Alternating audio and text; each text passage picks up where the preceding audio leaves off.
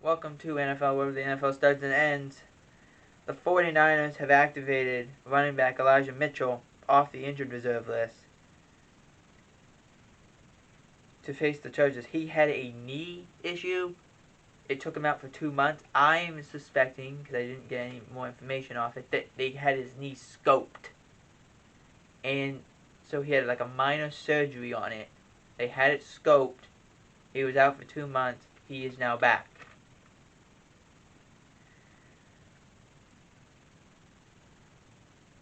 Odell Beckham Jr. was medically cleared to sign with any team that he chooses to. Now, OBJ has said he does not want to sign with a team until after Thanksgiving. Why he wants to sign with a team after Thanksgiving? Because he wants to be in shape. Now, just my opinion, and a couple others I would think, why wouldn't you just sign with a team, get in game shape over there, and that way, after Thanksgiving, you already know the playbook, you already know what you're doing, you're on the field. That's what I do. I'm not OBJ, but that's what I do. We'll see what happens and where he will go. Jeff Saturday and the Indianapolis Colts won their first game. He won his first game as the interim coach versus the Raiders. He made a couple interesting choices, but they were good choices. He decided to start Matt Ryan over Sam Ehlinger. Why did he choose that? Well, the one thing, and I think this is the difference maker from him and Frank Reich. Frank Reich, and we've seen this before, when head coaches call the plays, usually it takes away from what the other responsibilities of being a head coach are. If they're required to focus on the offensive plays and not keep an eye on what the defense is doing, special teams, and just going through the whole charade of being an NFL head coach, that's where it causes problems. You saw this with Nick Sirianni. You see it with Josh McDaniels and the struggles they've had. The Cowboys, when Mike McCarthy was hired, he was okay with giving the play calling to Kellen Moore. He may take it back at some point, but he was okay with doing it because it takes that stress away and allows him to focus on other things, the other parts of the head coaching job. And what Jeff Saturday did was he gave the offensive coordinator or the play caller sheet to Pugs Frazier, who's a 30-year-old, and this Colts team scored 20 points. Scored 25 points. Now, I get it.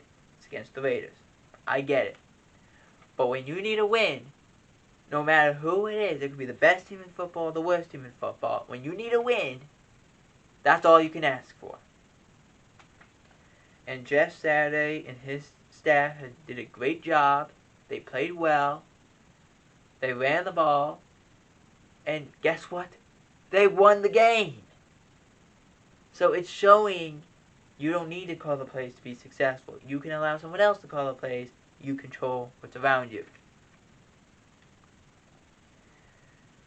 Now, for the Raiders part, Josh McDaniels, I think it's time for you to give up the play sheet, because this isn't working. You're 2-7. And in the last 3 weeks, you've led and lost the last 2 games. You lost to Jacksonville when you were up 20. And now you go against the Colts team with a new coach who hadn't coached anything but high school football.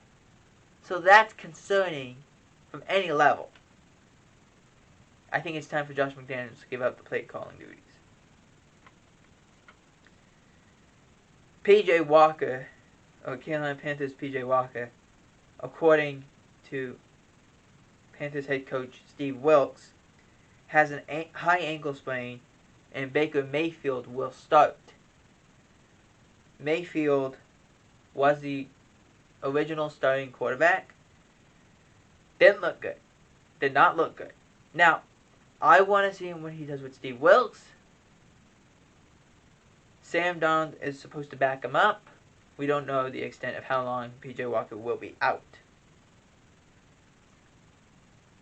Kupp is also going to miss time with an ankle injury.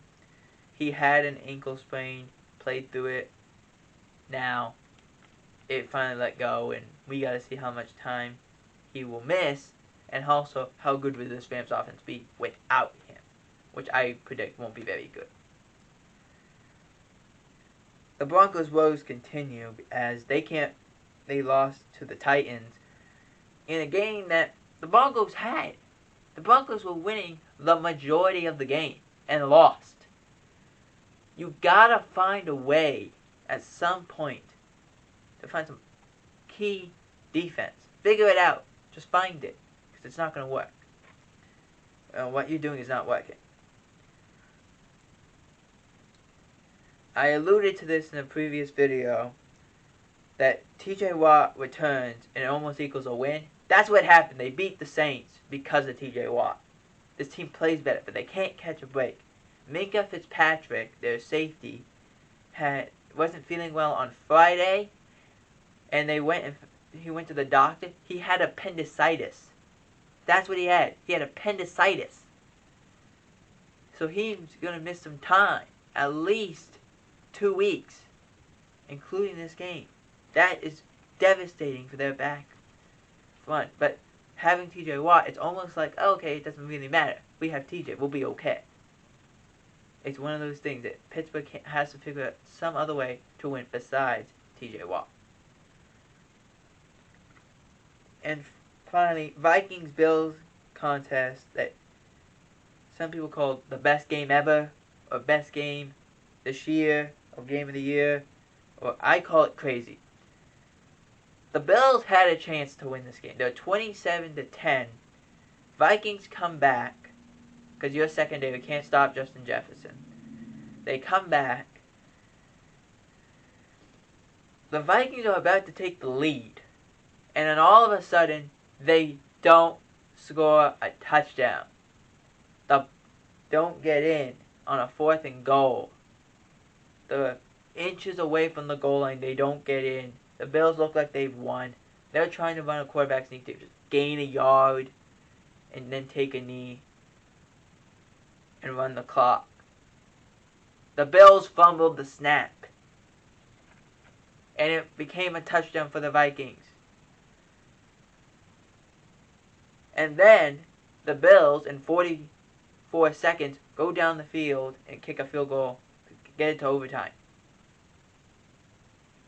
as the Vikings kicker had missed an extra point earlier in the game. And then on top of all that, on top of all this, they go into overtime. Vikings kick a field goal. Bills are going down the field. Josh Allen throws an interception. The 4th interception in the red zone in the last 2 weeks, and 6 interceptions in the last 3 weeks. Something's not right, and they gotta figure it out pronto, if you're the Bills.